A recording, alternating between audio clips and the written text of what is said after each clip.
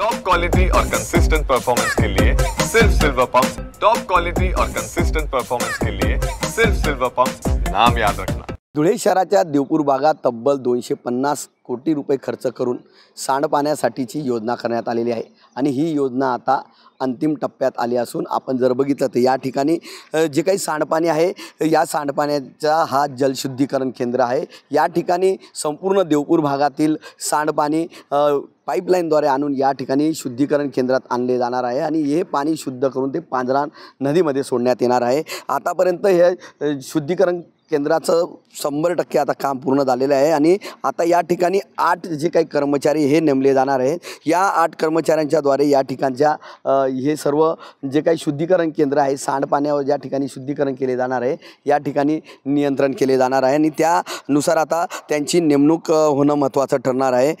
प्रकल्पामध्ये जवळपास 17 MLT इतकी क्षमता असून दररोज 17 MLT सांडपाण्यावर प्रक्रिया केली जाणार आहे आणि ती सर्व शुद्ध केलेलं पाणी हे या ठिकाणी पांझरा नदीत सोडण्यात येणार आहे। सध्याच्या स्थितीमध्ये नगावबारी परिसरातील सांडपाणी थेट आता या प्रकल्पामध्ये टाकण्यात येत आहे। सध्या या ठिकाणी जर बघितलं तर कर्मचाऱ्यांची मोठ्या प्रमाणात आवश्यकता निर्माण आहे। या ठिकाणी 2 प्लांट उभारण्यात आलेले आहेत आणि एक मेकॅनिकल टेक्निशियन, एक इलेक्ट्रिशियन आणि एक लॅब असिस्टंट, 2 सामान्य कामगार आणि एक सुपरवायझर असे 8 कर्मचारी या ठिकाणी नेमण्यात येणार आहे। मात्र प्रशासनाच्या वतीने लवकरात लवकर जर हे नेमले गेले तर लवकरात लवकर या सांडपाण्यावर या ठिकाणी या प्रक्रिया होईल आणि ही प्रक्रिया झाल्यानंतर या ठिकाणी हे पाणी पांझरा नदीमध्ये सोडण्यात येणार आहे। संपूर्ण शहरातील देवपूर भागातलं जवळपास बऱ्याच किलोमीटरमधलं अनेक घराचं सांडपाणी या ठिकाणी पाईपलाईनद्वारे आणले जाईल आणि या शुद्धीकरण केंद्रावर या ठिकाणी ते पाणी स्वच्छ करून ते पांझरा नदीत सोडण्यात येणार आहे। त्यामुळे आता लवकरात लवकर प्रशासनाने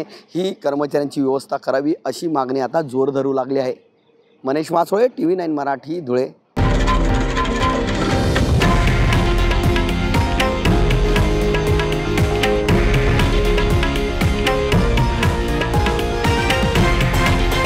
हे आहे देशातील नंबर 1 न्यूज नेटवर्क आणि आपण पाहत आहात TV9 मराठी, एकमेव।